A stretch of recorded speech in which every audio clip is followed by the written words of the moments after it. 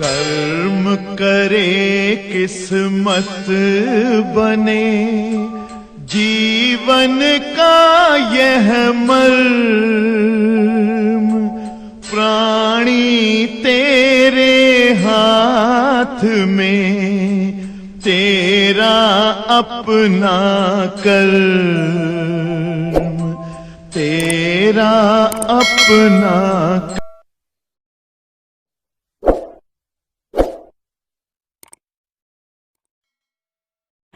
प्यारे बच्चों, प्रकाश का परावर्तन अपवर्तन, ये हमारा पहला पार्ट है कक्षा 12 फिजिक्स सेकंड पेपर का। और ये पहले लेसन जो हमारे सामने आया हुआ है, इस पहले लेसन से रिलेटेड आज आपको न्यूमेरिकल समझाने जा रहे हैं।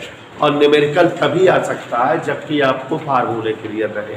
एक और बात बता दे रहे हैं, 2 in 1 काम है उनेसा जी, ध्यान सुनिएगा कि जो न्यूमेरिकल अभी कराने जा रहे हैं समझा करके, पूरा हूबहू वही न्यूमेरिकल एक और पाठ में मिलेगा। तो यहाँ समझे रहोगे तो वहाँ आराम से लगा लोगे, यही न्यूमेरिकल वे वहाँ मिलेंगे।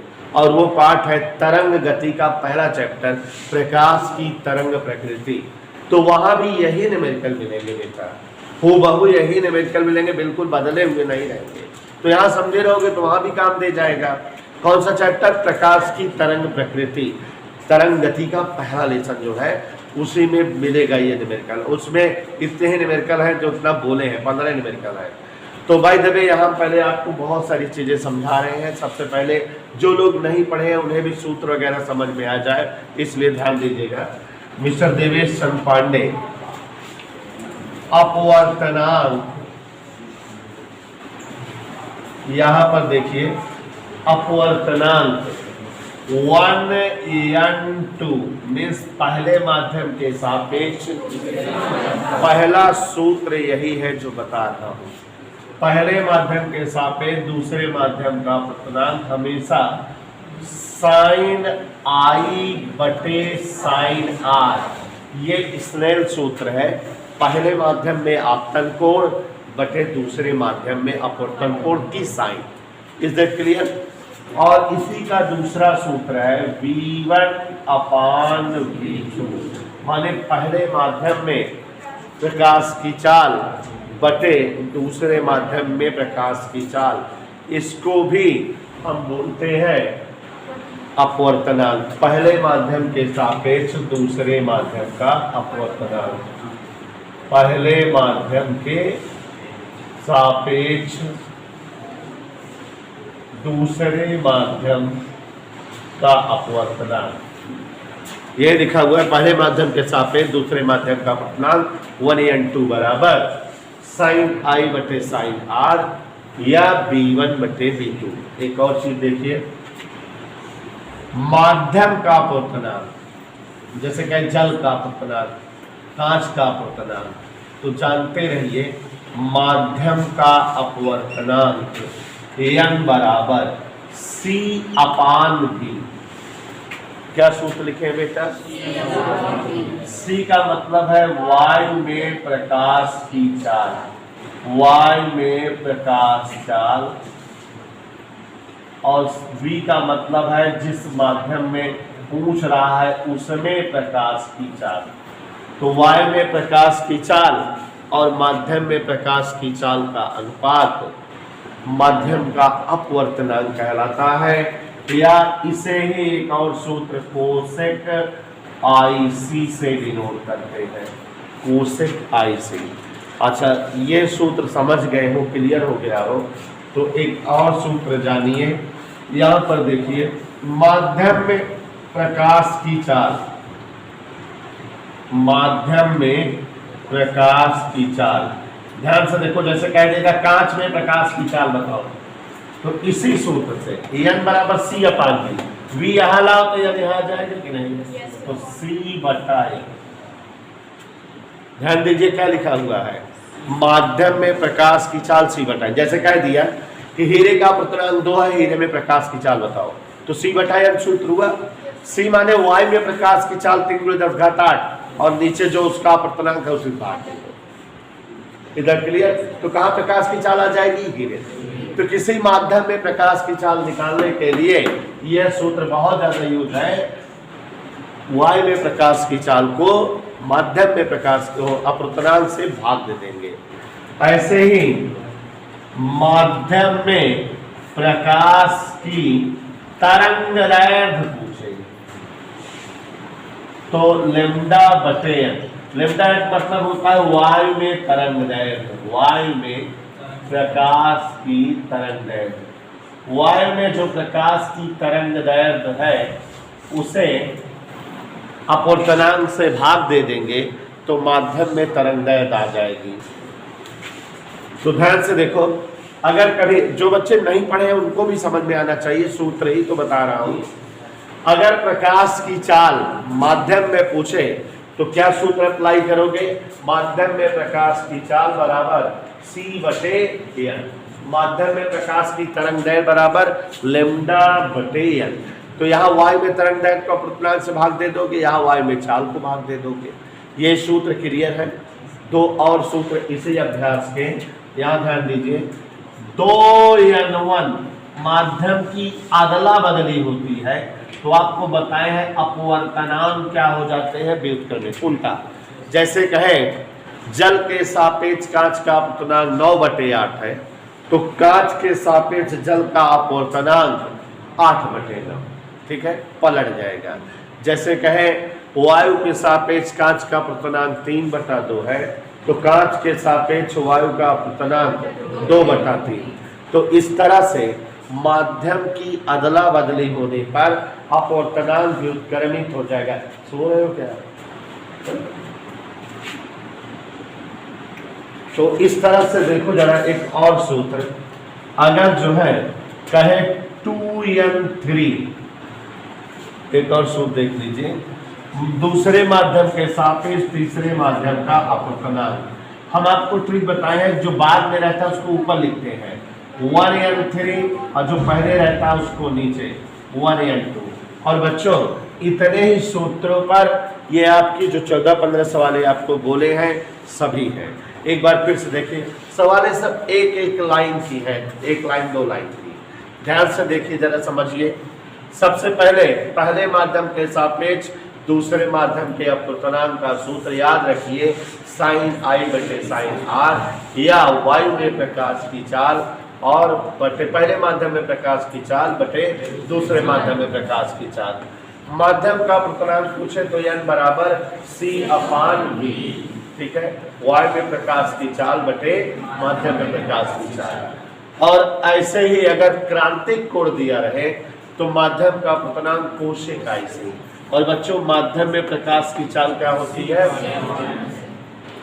और अगर माध्यम में तरंगदैर्घ्य पूछे तो λ/n, और माध्यम की अदला बदली करवाए तो 1 हो जाएगा, और 2n3 रहे तो 1n3/1n2। जैसे WNG पूछे, अगर मान लो कहे जल के सापेक्ष कांच का अपवर्तनांक, जैसे अगर कहे WNG जल के सापेक्ष कांच का अपवर्तनांक बताओ, तो सत्यम जैसा कि ट्रिक बता, नीचे वाला ऊपर, तो माने G का अपवर्तनांक ऊपर और W का अपवर्तनांक नीचे। इस सूत्र का प्रयोग करें। बच्चों दर्पण से संबंधित सवालें आज आपको बताने जा रहे हैं कि अवतल दर्पण और उत्तल दर्पण से रिलेटेड सवालें कैसे लगती हैं और कैसे लगाई जाती हैं। अगर आप दर्पण से रिलेटेड सवालों की ट्रिक समझ जाओगे तो लेंस जब पढ़ाऊंगा, लेंस से संबंधित सवालों को लगाने में आपको प्रॉब्लम नहीं होगी।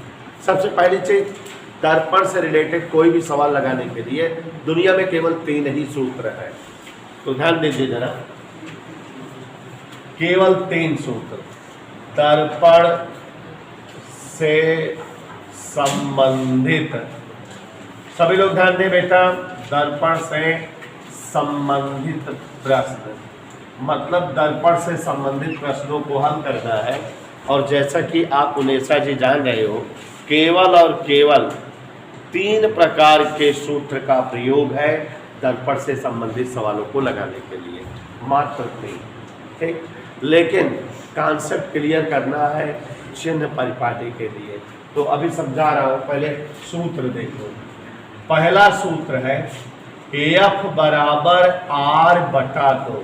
कभी भी वक्रता त्रिज्या अगर दी रहे कभी भी, तो तुरंत F निकाल लेना और फार्मूला लगाना R बटा 2। फोकस दूरी वक्रता त्रिज्या की आधी होती है। ध्यान समझिए, सवाल क्लियर हो जाएगी। और एक UBF का सूत्र है 1/u प्लस 1/v बराबर 1/f। दो सूत्र हो गए। तीसरा और इकलौता अंतिम फार्मूला है आवर्धन लीनियर मैग्निफिकेशन m बराबर I/o बराबर -v/u। ये केवल 3 सूत्र है।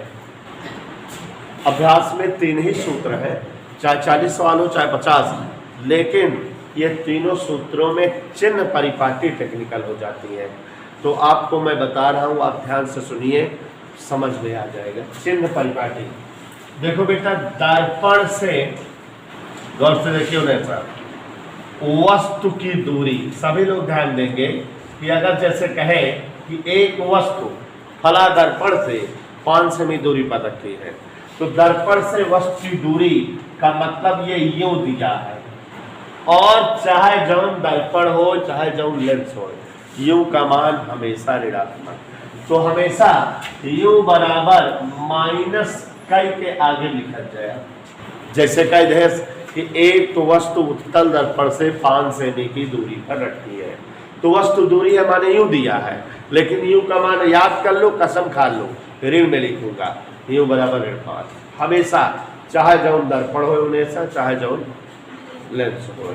अब बाकी हर चीज जौन है समझे क्या है, ध्यान से सुनत जा, यूं हो गए। और बेटा गौर से देखिए, प्रतिबिंब की दूरी V से लिखा जाता है।